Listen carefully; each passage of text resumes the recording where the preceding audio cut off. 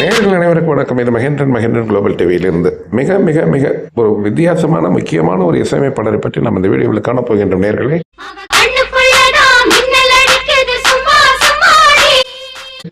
கொஞ்சம் புறங்கள். யார் யார் யார் யார் அந்த இசையமைப்பாளர் என்று பார்த்து விடுவோம்.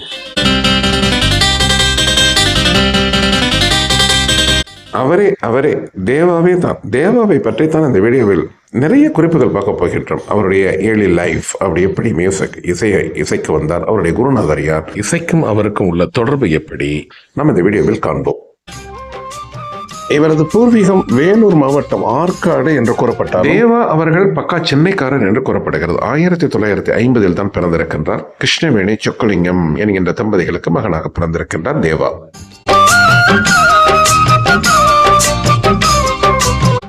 இளம் வயதிலிருந்தே தேவா இசையின் மீது மிகுந்த ஆர்வம் கொண்டுள்ளவராக இருந்திருக்கின்றார். இவருக்கு 2 சகோதரர்கள் என்பது அறிந்ததே. சபேஷ், முரளி. தேவா தான் மூத்தவர். சபேஷ் சமீபத்தில் காலமானார் என்பது ஒரு துக்கதனத்துக்குரிய செய்தி. இசை ஆர்வம் என்பது தேவாவிற்கு இயற்கையிலேயே அவருடன் ஒட்டி கொண்டது என்று சொன்னால் அது மிக அல்ல. அவரது இசை திறமையை அவர் மேலும் மெருகேற்றிக் கொள்ள J.B. கிருஷ்ணா என்பவரிடம் தான் அவர் கர்நாடக இசை பயின்றிருக்கின்றார்.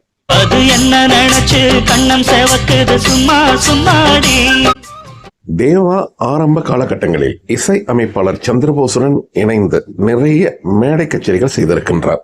ஒரு மிகப்பெரிய இசை அமைப்பாளராக வர வேண்டும் என்பதே அவருடைய கனவாக இருந்திருக்கின்றது. தானாகவே முயற்சித்து நிறைய மெட்டுக்கள் கட்டியிருக்கின்றார்.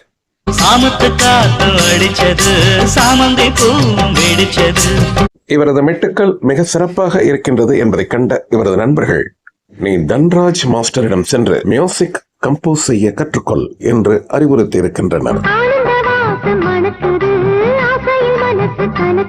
தன்ராஜ் மாஸ்டர் தான் இவருக்கு நிறைய இடங்களில் சிபாரிசு செய்திருக்கின்றார் என்று இசை வட்டாரம் கூறுகிறது. பொதிகை தொலைக்காட்சியில் தான் இவரது தன்னுடைய முதல் பணியை ஆரம்பித்திருக்கின்றார் தேவா. வயலும் வாழ்வும் என்கின்ற நிகழ்ச்சிக்கு இவர் இசை அமைத்து கொடுத்து மெட்டு புகழ் பெற்றிருக்கின்றது.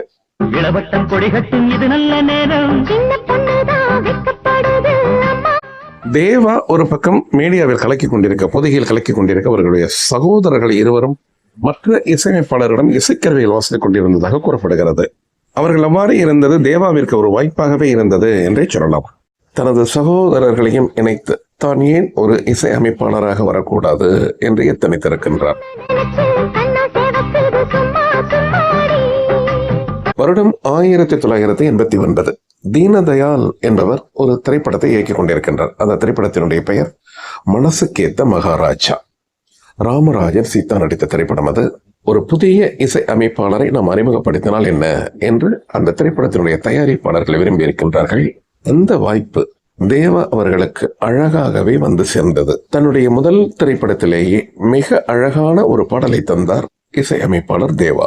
P. சுசீலாவும் S.P. பாலசுப்ரமணியமும் பாடிய அந்த பாடல், ஆஹா, இதோ பாருங்கள்.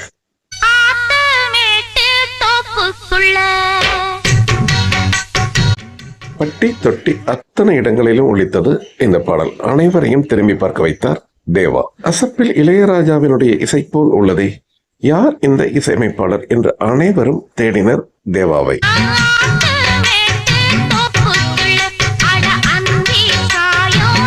அத்தனை இலகுவாக தேவாவை இனம் காண முடியவில்லை.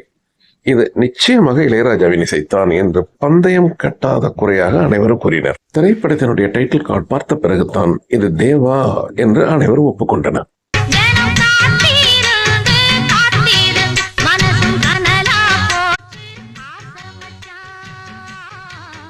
மனசுக்கேத்த மகாராஜா என்கின்ற இந்த திரைப்படம் தான் தேவாவிற்கு முதல் படம் என்பது நிறைய பேருக்கு தெரியாது.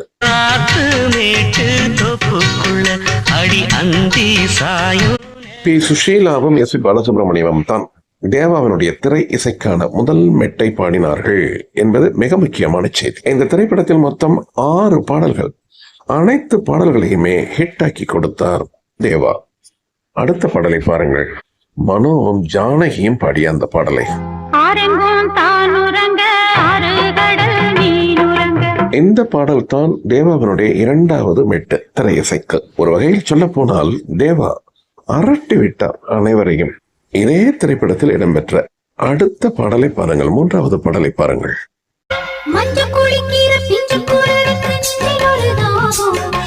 மனசுக்கேத்த மகாராசா என்கின்ற தன்னுடைய முதல் திரைப்படத்தில் தேவா இசையமைத்த இந்த மூன்றாவது பாடலை பாடியது உமா ரமணன். இந்த மூன்று பாடல்களையும் எழுதியது கவிஞர் காளிதாசன் என்பது ஒரு இனிய செய்தி. முகமொரு நிலா, விழியிரு நிலா, அடடா மூன்று நிலா. மொத்தம் இந்த திரைப்படத்தில் 6 பாடல்கள் நிச்சயம். தேவாவினுடைய முதல் திரைப்படம் அல்லவா, அதனால் தான் இதை சொல்கின்றோம். இந்த 6 பாடல்களில் 5 பாடல்களை காளிதாசன் எழுதியிருக்கின்ற ஒரே ஒரு பாடலை மட்டும் புலமை பித்தன் எழுதியதாக இசை வட்டாரம் கூறுகிறது. சற்று முன் கேட்டது 4வது பாடல். அது எஸ்பி பாலசுப்ரமணியமும் சித்ராவும் பாடிய பாடல். இந்த பாடல்களை எல்லாம் கேட்டுவிட்டு, காரணம் அனைத்தும் ஹிட் அல்லவா, ஒரு மிகப்பெரிய நிறுவனத்தினரிடமிருந்து அழைப்பு வருகின்றது தேவாவிற்கு தன்னுடைய திரைப்படத்திற்கு இசையமைக்க சொல்லி. மிகவும் புகழ்பெற்றது அந்த திரைப்படம் என்பது மட்டுமல்ல செய்தி, அந்த திரைப்படத்தில் இசை அமைத்ததற்காக தேவாவிற்கு மிகச்சிறந்த இசை அமைப்பாளர் என்ற பட்டம் கிடைத்தது, அதாவது பரிசு கிடைத்தது, அவார்டு கிடைத்தது. அது எந்த திரைப்படம்? அந்த திரைப்படத்தில் இடம்பெற்ற பாடலைத்தான் இந்த வீடியோவின் துவக்கத்தில் இருந்தே நாம் கேட்டோம்.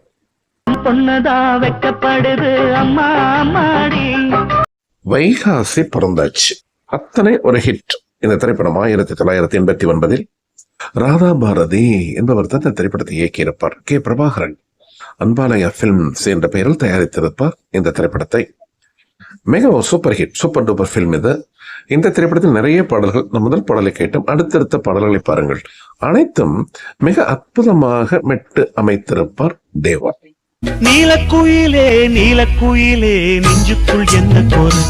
இசைத்துறையை சற்று அரட்டியே விட்டார் தேவா என்று சொல்லலாம். இளையராஜா கோலோச்சு கொண்டிருந்த காலம் அந்த காலகட்டம். ஒவ்வொன்னா சில காரணங்களால் இளையராஜாவை விட்டு விலகிய சில தயாரிப்பாளர்கள், இயக்குநர்கள் தேவாவை உயர்த்திவிட ஆசைப்பட்டார்கள் என்பது நிஜத்தினம் நிஜம். சொல்லி போடு தாங்களையும். ஒரு மிக முக்கிய செய்தி என்னவென்றால், தேவாவிற்கு உறுதுணையாக இருந்தவர்கள் அவருடைய 2 சகோதரர்கள், சபீஷும் முரளியும்.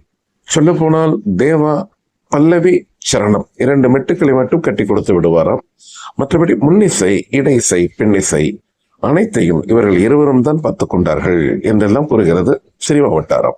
சபீஷ், முரளி இவர்கள் அல்லாது மற்றொரு நபரும் தேவாவிற்கு உறுதுணையாக இருந்திருக்கின்றார். தேவாவின் பெரும்பாலான மெட்டுக்களுக்கு பாடல்களை எழுதிய, வரிகளை எழுதிய கவிஞர் காளிதாசன். தேவாவை பற்றி கூறும் பொழுது கவிஞர் காளிதாசனை பற்றி கூறாமல் இருக்க முடியாது என்பதுதான் உண்மையான செய்தி. தேவா இசைத்துறைக்கு வந்த பிறகு ஒரு 75 படங்களுக்கு பெரும்பாலான பாடல்களை எழுதியிருக்கின்றார் காளிதாசன்.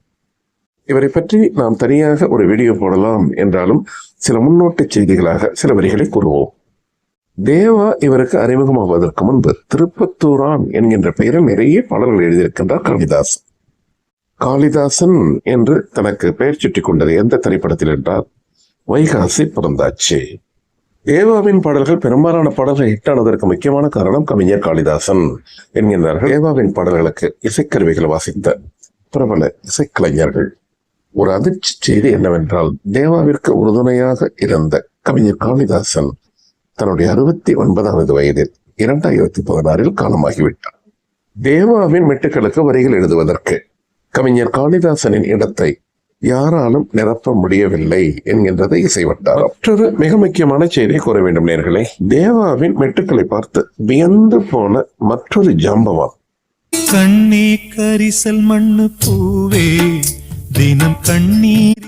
யாரோ ஒரு புதிய இசையமைப்பாளர் என்னை பாட அழைத்திருக்கின்றார், போய் பாடிவிட்டு வந்து விடுகின்றேன் என்று தனது மனைவியிடம் கூறிவிட்டு வந்தாராம் KG ஜேசுதாஸ். இங்க வந்து பார்த்த பிறகுதான் எனக்கு தெரிகிறது இத்தனை பெரிய நிபுணர் இவர் என்று. ஜேசுதாஸ் அந்த இடத்திலேயே தேவாவை பாராட்டினாராம். சுடும் பாறை நீளத்திலே பாலை வனத்திலே. எஸ், இந்த அழகிய பாடல் வைகாசி பிறந்தாச்சு என்கின்ற திரைப்படத்தில் இடம்பெற்ற பாடல் தான். KJ ஜேசுதாசுடன் இணைந்து சுனலதா ஒரு தாலாட்டு பாடியிருப்பார் பாருங்கள் இந்த பாடலில். ஆஹா,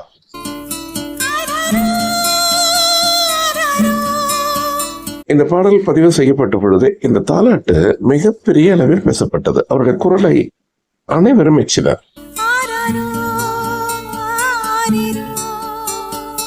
வைகாசி பிறந்தாச்சு என்கின்ற இந்த திரைப்படத்தை பற்றி மற்றும் சில தகவல்கள். நடிகர் தியாகராஜன் அவர்களுடைய மகன் பிரசாந்த் அவர்களுக்கு முதல் திரைப்படம் இதுதான். இவரிடமிருந்து நடிப்பை வாங்குவதற்கு மிகவும் சிரமப்பட்டாராம் திரைப்படத்தினுடைய இயக்குனர் ராதா பாரதி. திரைப்படத்தினுடைய தயாரிப்பாளர் கே பிரபாகரன் அவர்கள் தான் அவரிடம் பொறுமையாக நடிக்க வைத்து அந்த நடிப்பை வாங்குங்கள் என்று உத்தரவிட்டதாகவும் கேள்வி. இந்த திரைப்படத்தில் நடித்த காவேரி, ஹீரோயினாக நடித்த காவேரி மிக அற்புதமான ஒரு நடிகையாம். ஏனோ தெரியவில்லை, அவருக்கு நிறைய வாய்ப்புகள் வரவில்லை. தண்ணி கோடம் எடுத்து தங்கம் நீ நடந்து வந்தா தவிக்குது மனசு. இந்த பாடல் பதிவு செய்யப்படும் பொழுது தேவாவிற்கு இயக்குனர் சொன்ன ஒரே ஒரு நிபந்தனை, அலைகள் ஓய்வதில்லை திரைப்படத்தில் வாடி ஏன் கப்ப கிழங்கு என்கின்ற பாடல் இருக்கின்றதால் அந்த பாணியில் இருக்க வேண்டும், இப்பொழுது நீங்கள் போட போகும் மெட்டு என்றாராம் இயக்குனர். பாடல் அதே போல் இருக்கக்கூடாது, ஆனால் அந்த பாணியில் இருக்க வேண்டும் என்றுதான் சொன்னாராம். அந்த சிச்சுவேஷனை புரிந்து கொண்டு அதற்கு தக்கவாறு மெட்டு போட்டாராம் தேவா.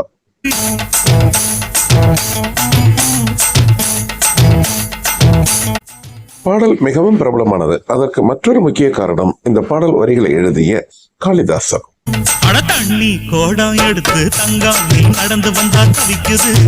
இந்த பாடல் காட்சியை படமாக்குவதற்கு ஒட்டுமொத்த யூனிட்டும் மிகவும் சிரமப்பட்டதாம். காரணம், நடிகர் பிரசாந்த் அறிமுகம் என்பதால் அவரிடமிருந்து நடிப்பை வாங்குவதற்கு மிகவும் சிரமப்பட்டார்களாம். தமிழ் சினிமா வட்டாரத்தில் குறிப்பாக இசைத்துறை சார்ந்தவர்கள் கூறிய செய்திகள் இவை.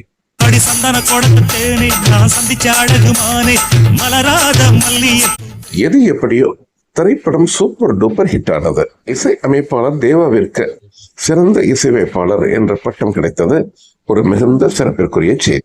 இந்த திரைப்படத்தில் இடம்பெற்ற அனைத்து பாடல்களையும் எழுதியது கவிஞர் காளிதாசன் என்பது மற்றொரு சிறப்பு செய்தி. நேயர்களே, இசை அமைப்பாளர் தேவாவை பற்றி வியத்தகு செய்திகள் மற்ற செய்திகள் எல்லாம் மற்றொரு வீடியோவில் காண்போம். அதுவரை உங்கள் அனைவருக்கும் அன்பு வணக்கம் கூறி விடைபெற்றுக் கொள்வது உங்கள் மகேந்திரன் குளோபல் டிவியில் இருந்து. நன்றி, வணக்கம்.